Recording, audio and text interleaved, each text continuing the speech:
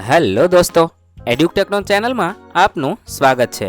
આજે આપણે શીખીશું ધોરણ 8 વિષય હિન્દી પાઠ 1 તેરી હે ઝમી। પાઠના અભ્યાસ અને સ્વાધ્યાયના પ્રશ્નોની સમજ મેળવીશું। પાઠનો વિડીયો તમે વિડીયોના ડિસ્ક્રિપ્શનમાં તથા વિડીયોના અંતે પણ નિહાળી શકો છો। તો ચાલો શીખીએ ધોરણ 8 વિષય હિન્દી પાઠ 1 તેરી હે ઝમી પાઠના અભ્યાસ અને સ્વાધ્યાયના પ્રશ્નોની સમજ।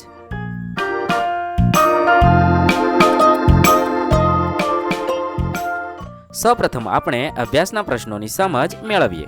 प्रश्न नंबर 1, यह प्रार्थना छात्रों को टेप रिकॉर्डर या मोबाइल के जरिए सुनाइए और इसका समूह गान करवाइए। અહીં આપેલી પ્રાર્થના આપણે આપણા વર્ગખંડમાં ટેપ રેકોર્ડરમાં સાંભળવાની છે અને વિદ્યાર્થીઓ સાથે સમૂહમાં ગાન કરવાનું છે। હવે પ્રશ્ન નંબર 2, निम्नलिखित प्रश्नों के उत्तर दीजिए। सवाल नंबर 1, आपके मत से सृष्टि में सर्वोपरि कौन है, क्यों? तेना जवाब में आपने लखी शकीए मेरे मत से सृष्टि में ईश्वर ही सर्वोपरि है, क्योंकि वह सर्वशक्तिमान है। वह जिसे बचाना चाहे उसे कोई मार नहीं सकता और वह जिसे मारना चाहे उसे कोई बचा नहीं सकता। सवाल नंबर 2, आप भगवान से क्या प्रार्थना करते हैं? तेना जवाब में आपने लखीशु हम भगवान से यह प्रार्थना करते हैं कि वे लोगों पर अपनी कृपा दृष्टि बनाए रखे। लोग किस हालत में है इसकी वे हमेशा खबर लेते रहे। सवाल नंबर 3, आप ईश्वर से प्रार्थना किस समय करते हैं, क्यों? तेना जवाब में आपने लखीशु मैं सुबह उठता हूँ तब और रात को सोने के समय ईश्वर की प्रार्थना करता हूँ, क्योंकि यह समय ही मुझे प्रार्थना के लिए अनुकूल लगता है। सवाल नंबर 4, भिन्न भिन्न धर्मों के लोग प्रार्थना करने के लिए कहाँ कहाँ जाते हैं?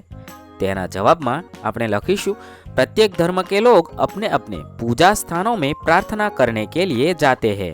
हिंदू मंदिर में, मुसलमान मस्जिद में, ईसाई चर्च में, सिख गुरुद्वारा में और पारसी अग्यारी में प्रार्थना करने के लिए जाते हैं। હવે પ્રશ્ન નંબર 3, નિમ્નલિખિત શબ્દો કો શબ્દકોશ કે ક્રમ અનુસાર लिखिए। અહીં કેટલાક શબ્દ આપેલા છે। આ શબ્દોને આપણે શબ્દકોશના ક્રમમાં લખવાના છે।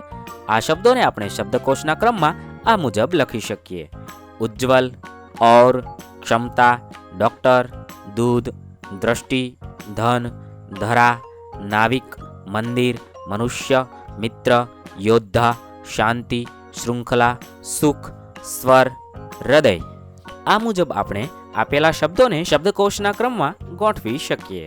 હવે પ્રશ્ન નંબર 5, વચન બદલકર વાક્ય फिर से लिखिए। અહીં કેટલાક વાક્ય આપેલા છે તે વાક્યોને આપણે વચન એટલે કે એક વચનમાંથી બહુવચન કરવાના છે। તો આપણે આ રીતે વાક્યને લખી શકાય। 1, मैंने कविता लिखी, તેનું બહુવચન થશે हमने कविता लिखी। 2, यह मेरी किताब है, તેનું બહુવચન થશે ये हमारी किताबें है। 3, इसे लड्डू दे दो, તેનું બહુવચન કરી શકાય इन्हें लड्डू दे दो। આ રીતે આપણે આપેલા વાક્યોને વચન બદલીને ફરીથી લખીશું। હવે આપણે સ્વાધ્યાયના પ્રશ્નોની સમજ મેળવીએ। પ્રશ્ન નંબર 1, निम्नलिखित प्रश्नों के उत्तर दीजिए। सवाल नंबर 1, कवि ईश्वर से क्या चाहते हैं? तेना जवाब में आपने लखीशु कवि चाहते हैं कि ईश्वर लोगों के अपराधों को क्षमा कर दे। वह हमेशा लोगों पर अपनी कृपा दृष्टि रखे। दुनिया के लोग किस हालत में है इसकी वह हमेशा खबर रखे और दुनिया पर आने वाली आफतों को दूर करे। सवाल नंबर 2, तू अपनी नज़र हम पर रखना, ऐसा कवि क्यों कहते हैं? तेना जवाब में आपने लखी शकीए ईश्वर की इच्छा से ही दुनिया में हमारा जन्म हुआ है। उसी की कृपा से हमें यह शरीर और ये प्राण मिले हैं। हमारा जीवन उसी के भरोसे है, क्योंकि वही हमारा रखवाला है। इसीलिए कवि ईश्वर से हम पर अपनी नज़र रखने के लिए कहते हैं। सवाल नंबर 3, कवि किसे सबसे ताकत वाला मानते हैं, क्यों? तेना जवाब में आपने लखीशु कवि ईश्वर को सबसे ताकत वाला मानते हैं। ईश्वर सर्वशक्तिमान है, वह सब कुछ कर सकता है। वह जिसे चाहे उसे जीवन दे सकता है और जिसका चाहे उसका ले सकता है। वह हर आफत को दूर करने में समर्थ है। इसीलिए कवि ईश्वर को सबसे अधिक ताकत वाला मानते हैं। सवाल नंबर 4, कवि खुदा से क्या कहना चाहते हैं? तेना जवाबમાં આપણે લખીશું कवि खुदा से कहना चाहते हैं कि वह सर्वशक्तिमान और दयालु है। हम सभी लोग ईश्वर के सामने सिर झुकाकर खड़े हैं। वह सब पर अपनी कृपा दृष्टि बनाए रखे और लोगों पर आई हुई विपत्तियों को दूर करता रहे। હવે પ્રશ્ન નંબર 2, दिए गए भाव के आधार पर काव्य पंक्तियां लिखिए।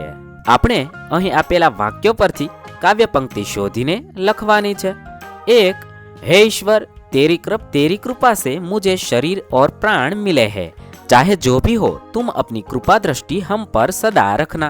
तेना परथी काव्य पंक्ति लखी शकाय, तेरी रहमत से हम सबने ये जिस्मो जहां पाए हैं, तू अपनी नजर हम पर रखना, किस हाल में है ये खबर रखना। 2, हे प्रभु ये सारा संसार तेरा है, तू बड़ा दयालु है, तू हम पर अपनी दया दृष्टि रखना। तेना परथी काव्य पंक्ति लखी शकाय, तेरी है जमीन तेरा आसमान, तू बड़ा मेहरबा तू बख्शिश कर। હવે પ્રશ્ન નંબર 3, अपूर्ण काव्य पूर्ण कीजिए। मेरी प्यारी प्यारी गाय घर की राज दुलारी गाय। આપેલી કાવ્ય પંક્તિને આપણે પૂર્ણ કરવાની છે। તો ચાલો આપણે કાવ્ય પંક્તિ પૂર્ણ કરીએ। मेरी प्यारी प्यारी गाय घर की राज दुलारी गाय, कोई भी देखे खुश हो जाए, देसी न्यारी मेरी गाय। આ રીતે આપણે આપેલી કાવ્ય પંક્તિને પૂર્ણ કરીશું। હવે પ્રશ્ન નંબર 4, यह गीत Hindi film the burning train से लिया गया है। तुमने इस प्रकार की और भी प्रार्थनाएं सुनी होगी। ऐसी ही कोई और प्रार्थना लिखो जो किसी फिल्म में हो। આપેલું ફિલ્મનું નામ છે ધ બર્નિંગ ટ્રેન। આ ફિલ્મમાંથી આપેલી પ્રાર્થના લીધેલી છે। તમારે બીજા કોઈ ફિલ્મમાં આવી કોઈ हिंदी કે ગુજરાતી પ્રાર્થના હોય તો તે તમારે લખવાની છે। હવે પ્રશ્ન નંબર 5, इस प्रार्थना को अपनी मातृभाषा में लिखिए। એટલે કે આપેલી કવિતાને આપણે આપણી માતૃભાષા એટલે કે ગુજરાતી ભાષામાં લખવાની છે। તે આપણે આ મુજબ લખી શકીએ। હે ઈશ્વર અમે તારા ભક્ત છીએ। અમારા કર્મ એવા હોય કે પ્રામાણિકતાથી વર્તીએ અને બુરાઈથી દૂર રહીએ, જેથી હસતા હસતા અમારા પ્રાણ નીકળે। આ સઘન અંધકાર છવાઈ ગયો છે અને તારા મનુષ્ય ડરી રહ્યા છે, સર્વથી અજાણ બની ગયા છે અને તેમને કશુંય નજરે પડતું નથી। મારે અહીં તેમને લખવામાં થોડી ભૂલ છે, ત્યાં તમારે તેમને કશુંય નજરે પડતું નથી એમ લખવું। સુખનો સૂર્ય છુપાઈ ગયો છે, તારા પ્રકાશમાં એવી શક્તિ છે કે તું અમાસને પૂનમ બનાવી શકે છે। મનુષ્ય ખૂબ નિર્બળ છે, હજી તેનામાં લાખો ક્ષતિઓ છે, પરંતુ તું જ વિદ્યમાન છે અને ખૂબ દયાળુ છે। તારી કૃપાથી ધરતી સ્થિર છે, તે અમને સૌને જન્મ આપ્યો છે। તું અમારા સૌના દુઃખ સહન કરે છે। જ્યારે અત્યાચારનો સામનો કરવાનો હોય ત્યારે તું જ અમને સંભાળી લે છે। તેઓ બુરાઈ કરે છે અને અમે ભલાઈ કરીએ છીએ। અમારામાં બદલો લેવાની ભાવના ન હોય। અમે દરેક પગલું પ્રેમનું ભરીએ અને વેર લેવાનો ભ્રમ દૂર થાય।